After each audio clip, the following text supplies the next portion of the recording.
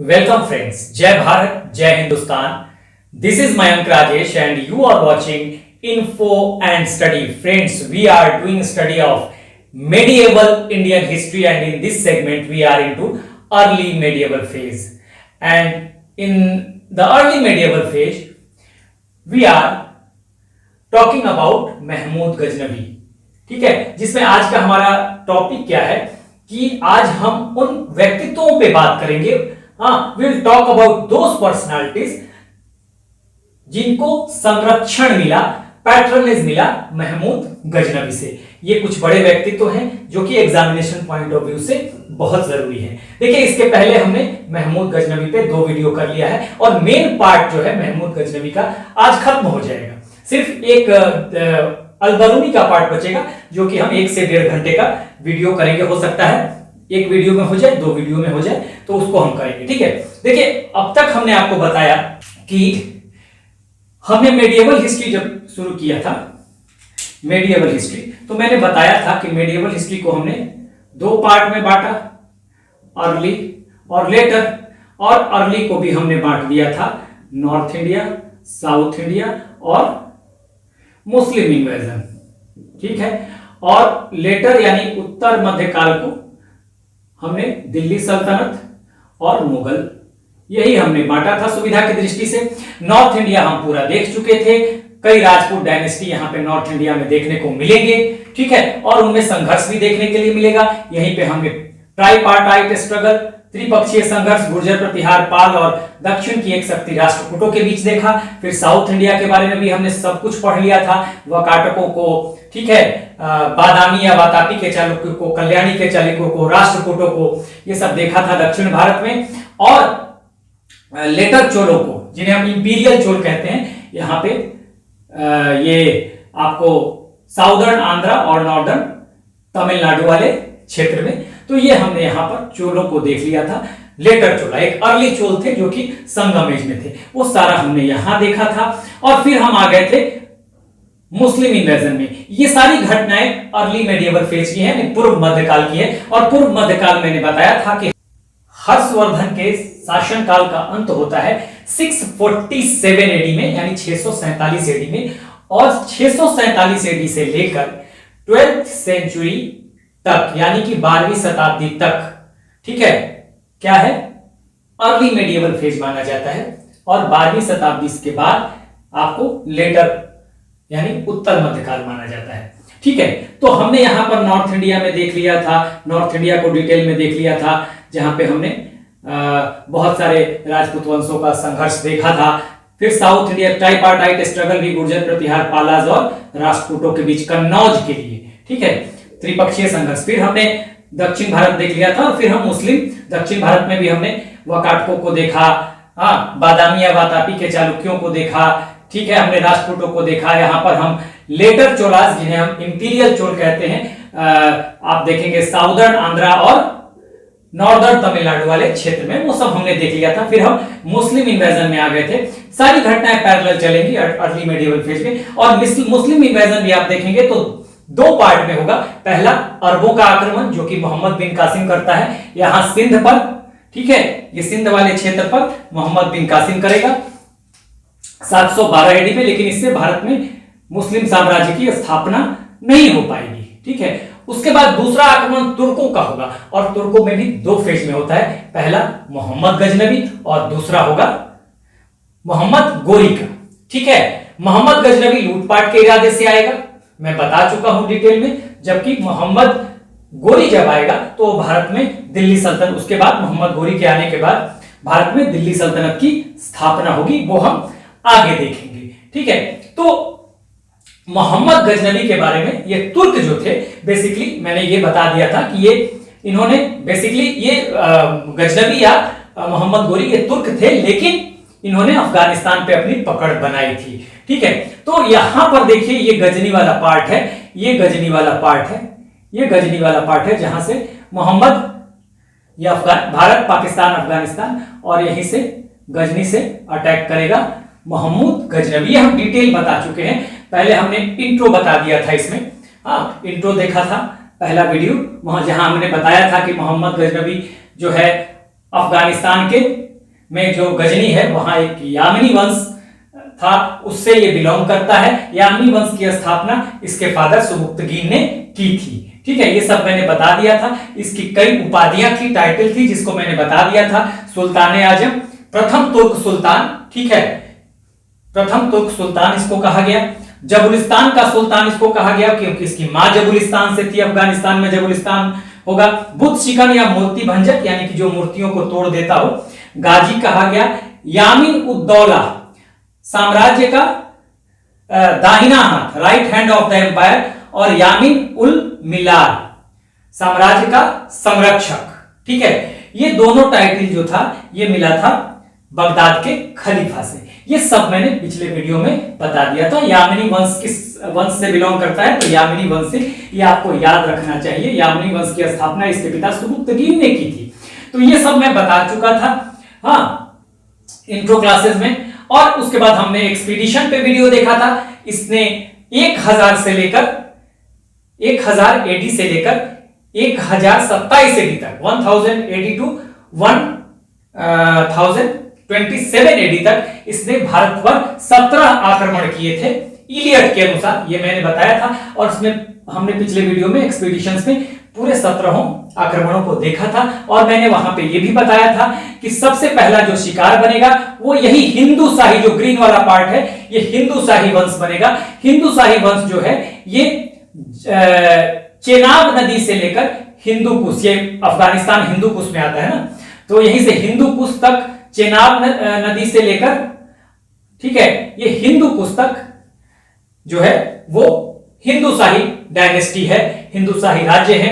इसलिए मैंने ये बताया था कि जो पहला शिकार होगा जब गजनवी का आक्रमण होगा, तो पहला शिकार हिंदू शाही वंश ही बनेगा। भारत में जब आक्रमण होता है सबसे पहले ये सीमावर्ती क्षेत्रों पर, बॉर्डर एरियाज में कर रहा है। देखिए पिछले वीडियो में BORDER की जगह BOARD बाय मिस्टेक वो वहां पे हो गया है, लिख दिया गया है, तो उसको आप इग्नोर कीजिएगा, that is the human error, वो हो जाता है कभी कभी।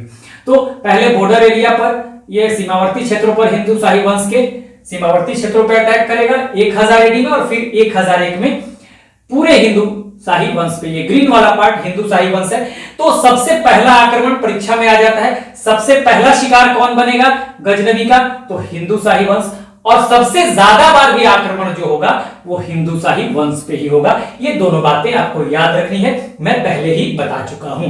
उसके बाद देखिए आज हम पर्सनालिटीज पे बात करेंगे, पैट्रनेज दिया, जिन जिन व्यक्तित्वों को संरक्षण दिया, और थोड़ा एक छोटा टॉपिक होगा जो कि इसने आर्किटेक्चर, स्थापत्य और संरचना में यानी कंस्ट्रक्शन क्या क्या चीजों, किन चीजों की कराई, बहुत छोटा सा 1-2 मिनट का टॉपिक है, ये हम देखेंगे। उसके बाद अल बरूनी पर हम 1 से 1.5 घंटे की वीडियो करेंगे, एक वीडियो या 2 वीडियो में, जो कि बहुत इंपॉर्टेंट है। और अल बरूनी इसके साथ भारत आया था, यहां पे मैंने लिखा भी है अल बरूनी।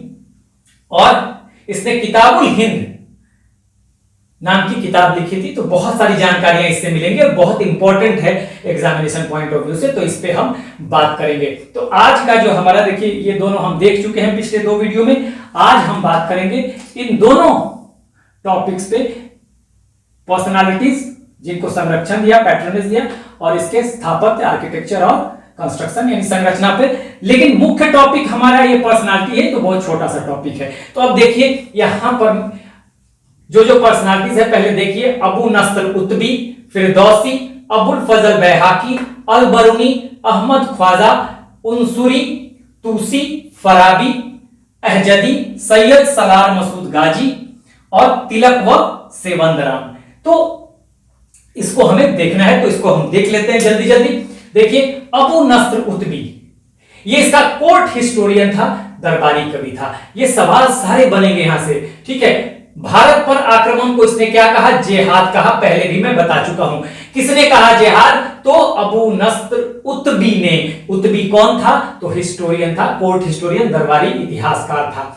उसके बाद उतबी ने एक बहुत इंपॉर्टेंट जो है ये किताब लिखी, जिसको कहा गया तारीखे यामिनी। तारीख का मतलब इतिहास, हिस्ट्री, ए का मतलब का, और यामिनी का मतलब यामिनी वंश से है, जिससे महमूद गजनवी बिलोंग करता था, ठीक है, संबंधित था, इसी डायनेस्टी से आता था।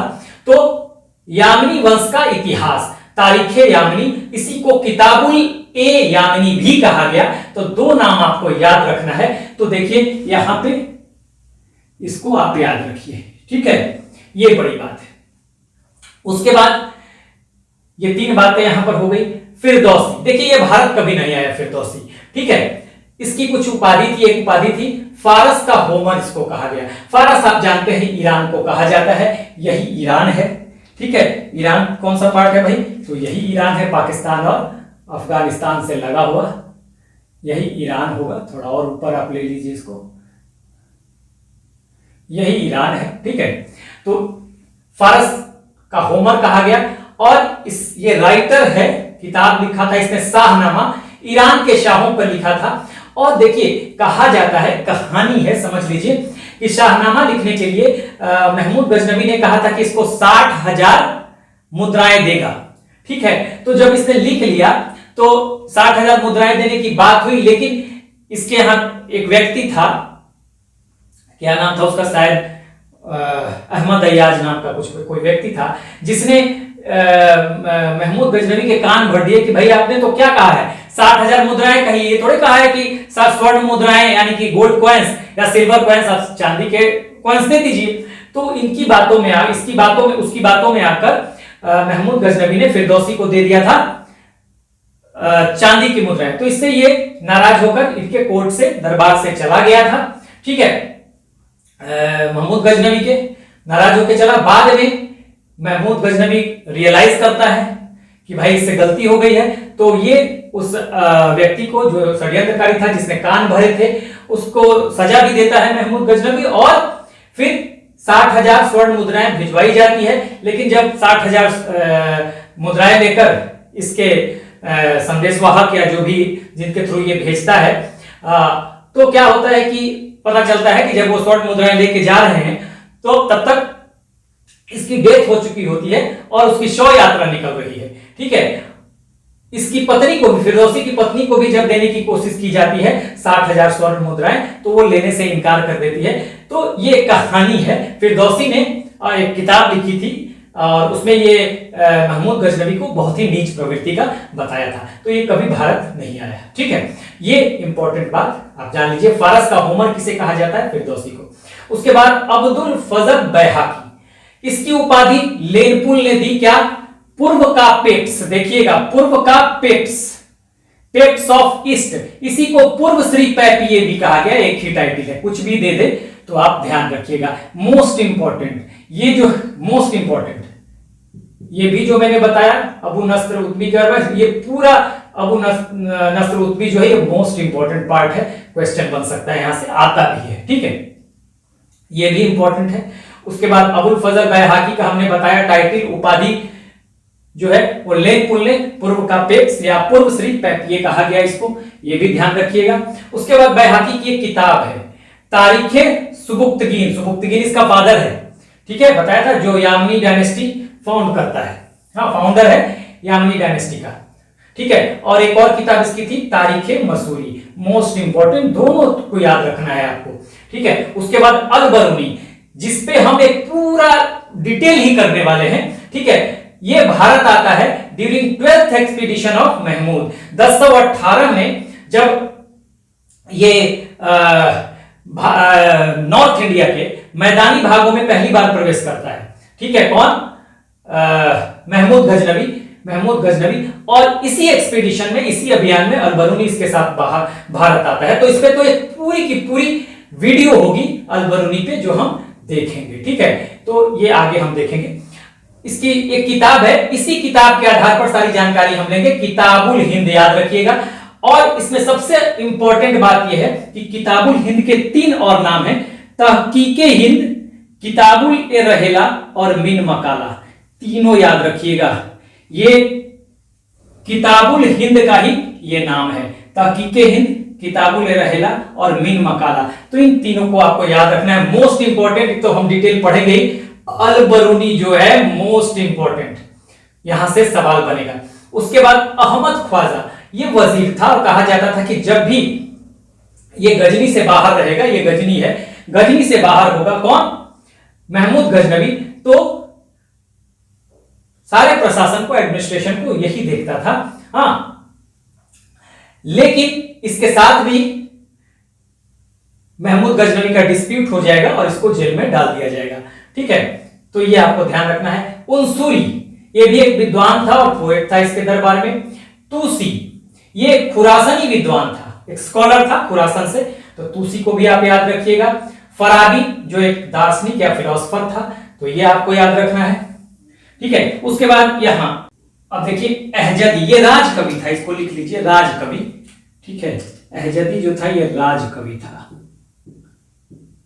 तो ये भी आपको याद रखना है, ये राज कवि है अहजदी। उसके बाद सैयद सालार मसूद गाजी, ये कमांडर है, सेनापति है। ठीक है, इसका मजार जो है ये बहराइच यूपी में है। ठीक है, और यहां पर आप जब आगे आएंगे तो फिरोज तुगलक को पढ़ेंगे, दिल्ली सल्तनत में ही फिरोज तुगलक को पढ़ेंगे, तुगलक डायनेस्टी में। तो ये फिरोज तुगलक जो है ये हमेशा बार बार जाता था। ठीक है, क्या लिखा मैंने, Firoz Tughlaq often came here, हमेशा ये प्रायः आता था।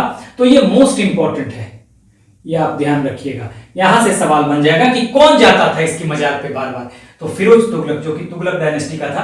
तो ये आपको याद रखना है, सैयद सालार मसूद गाजी। और फिर तिलक व सेवंदराम, तिलक व सेवंदराम कौन थे भाई, तो हिंदू सेनापति, हिंदू कमांडर इन चीफ थे इसके।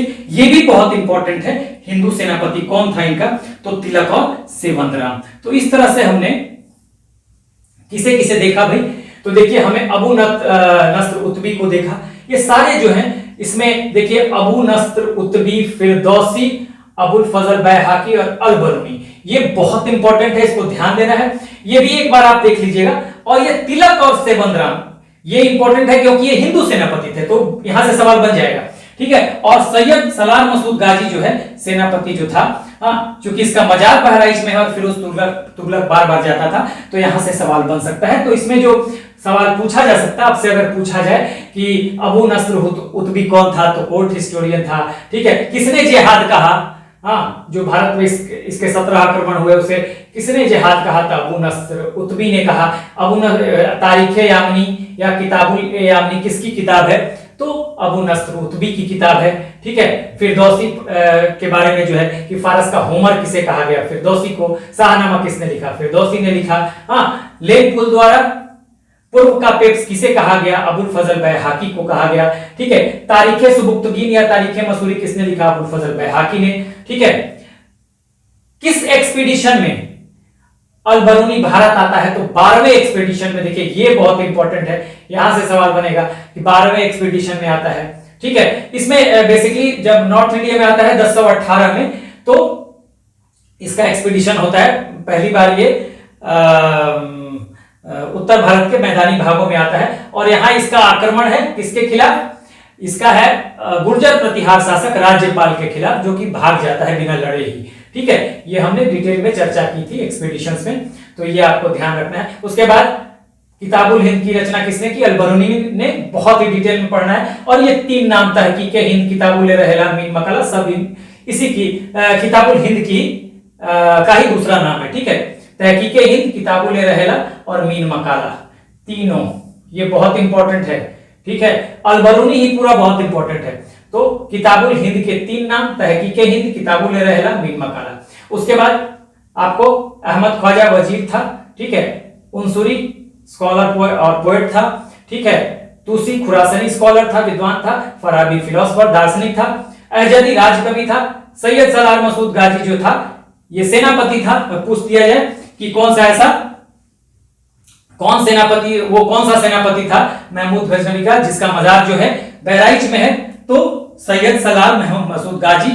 और किसके मजार पे फिरोज तुगलक बार बार जाता था, तो इसी के मजार पे जाता था। और हिंदू सेनापति कौन थे, तो तिलक व सेवंदराम। तो इस तरह से आप जो भी व्यक्तित्व हैं, जो भी पर्सनालिटीज हैं, जिनको संरक्षण मिला महमूद गजनवी से, वो हमने सारा देख लिया। अब इसी में एक छोटा सा टॉपिक आर्किटेक्चर यानी स्थापत्य और कंस्ट्रक्शन यानी संरचना, ये वाला पार्ट रह गया। बहुत छोटा सा टॉपिक है, इसे हम अभी देख लेते हैं, लेकिन पहले आप इसका लीजिए स्क्रीनशॉट। चलिए, तो अब हम इस पार्ट को देखते हैं, आर्किटेक्चर और कंस्ट्रक्शन। अब देखिए ये जो आर्किटेक्चर और कंस्ट्रक्शन वाला पार्ट है, ये वाला, तो इसे हम यहां देख रहे हैं स्थापत्य और संरचना में। ठीक है, तो देखिए यहां पर स्थापत्य और संरचना या आर्किटेक्चर या कंस्ट्रक्शन जिसको कहते हैं, तो देखिए यहां पे सबसे पहले लाहौर में इसने एक निगार खाना बनवाया। तो ये सवाल यहां से बनेगा, निगार खाना कहां बनवाया? तो लाहौर में बनवाया। ये एक चित्रशाला है, ठीक है, चित्रशाला जहां पेंटिंग लगी होती है दीवारों और उसके आसपास, इसे चित्रवीथिका भी कहा गया। ठीक है, चित्रवीथिका। और यहां पर सबसे बड़ी बात है, महमूद गजनवी ने अपनी पेंटिंग या अपना चित्र भी लगवाया और इस चित्र को कहा गया सबीह। तो ये ध्यान रखिएगा कि महमूद गजनवी ने जो अपना चित्र लगाया उसको क्या कहा जाता था? तो सबीह। निगार खाना में लाहौर में जो निगार खाना बनवाया यानी चित्रशाला बनवाया, वहां दीवारों पर पेंटिंग होती थी, दीवारों और उसके आसपास, इसे चित्रवीथिका भी कहा गया। और यहाँ पे स्वयं का अपना भी चित्र उसने लगवाया, पेंटिंग लगवाया। जिस चित्र को अपना जो पेंटिंग लगवाया उसको सबीह कहा जाता था। तो मोस्ट इंपॉर्टेंट ये ध्यान रखिएगा। उसके बाद गजनी में एक विश्वविद्यालय यानी कि यूनिवर्सिटी बनवाता है, लाइब्रेरी यानी कि पुस्तकालय बनवाता है, अजायब घर, म्यूजियम, इसे आप संग्रहालय भी कह सकते हैं, इसे आप संग्रहालय भी कह सकते हैं। संग्रहालय का मतलब जहां विलक्षण चीजों को रखा जाता हो। ठीक है, म्यूजियम जानते ही हैं आप। ठीक है, संग्रहालय इसको कह सकते हैं, अजायब घर। ठीक है, और इसने एक सबसे बड़ी बात है, मस्जिद सह मदरसा, मस्जिद भी है और मदरसा भी है। इसे इस्लामिक स्कॉलर्स ने या इस्लामिक वर्ल्ड में इसे क्या कहा गया? पूर्व का आश्चर्य, वंडर ऑफ द ईस्ट कहा गया। मस्जिद सह मदरसा जो उसने बनवाया, ये सब बनवाया गजनी में। पुस्तकालय, लाइब्रेरी, अजायब घर या म्यूजियम कहें, संग्रहालय कहें, मस्जिद सह मदरसा को ही कहा गया पूर्व का आश्चर्य। तो ये मोस्ट इंपॉर्टेंट है, पूर्व का आश्चर्य किसे कहा गया? महमूद गजनवी द्वारा बनाए गए संरचना या कंस्ट्रक्शन में। तो मस्जिद सह मदरसा जो उसने बनवाया गजनी में, उसे कहा गया। प्लस नवाब नदी था। ठीक है, नवाब नदी थी। यहां पे बाढ़े सुल्तान नाम का बांध यानी कि डैम बनवाया। तो बस यहां पे बाढ़े सुल्तान किसने बनवाया? महमूद गजनवी ने। किस नदी पे बनाया? नवाब नदी पे बनाया। ठीक है, पुस्तकालय बनवाया, यूनिवर्सिटी बनवाया, अजायब घर बनवाया। ठीक है, मस्जिद सह मदरसा बनवाया जिसे पूर्व का आश्चर्य कहा गया। और ये कहां बनाया? गजनी में। निगार खाना कहां बनवाया गया? लाहौर में। निगार खाना क्या है? चित्रशाला है। ठीक है, इसमें जहां दीवारों और उसके आसपास आपको पेंटिंग मिलेगी। ठीक है, इसे चित्रवीथिका भी कहा गया। और इस चित्रशाला या निगार खाना में इसने अपना भी पेंटिंग लगवाया, चित्र लगवाया, जिस पेंटिंग को शबीह कहा गया। ये गलत मैंने लिख दिया, देखिए ये ह्यूमन एरर है। शबीह, कहीं कहीं ये सभी मिलेगा, दंत शबीह। तो इस तरह से ये सारे सवाल आपके बन जाएंगे। यहां से एक छोटा सा टॉपिक था। अब नेक्स्ट जो हमारा वीडियो होगा अल बरूनी पे होगा।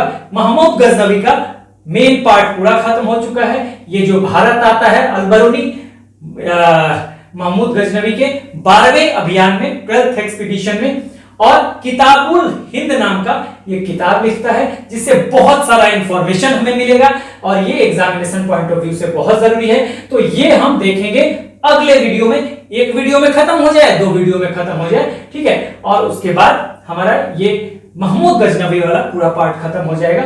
आप एक बार लीजिए screenshot. So this is the end of the video. Do like, share and subscribe. Take care. Keep smiling. Jai Hind.